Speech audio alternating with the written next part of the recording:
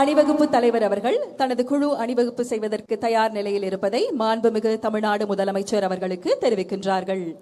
The Honorable Chief Minister has accepted the ceremonial guard of honor and is proceeding to inspect the parade in an open jeep.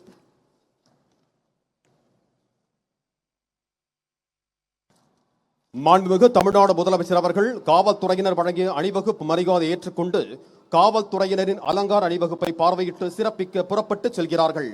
Ladies and gentlemen, the Honorable Chief Minister of Tamil Nadu will now inspect the parade. அணிவகுப்பு நடத்தும் பிரிவு தமிழ்நாடு சிறப்பு காவல் படை அணிவகுப்பு பொறுப்பு அதிகாரி திரு என் மணிவர்ணன் தலவாய் தமிழ்நாடு சிறப்பு காவல் 5ஆம் அணி. The parade overall in charge, Thiru N. Manivarnan, Commandant, Tamil Nadu Special Police, 5th Battalion.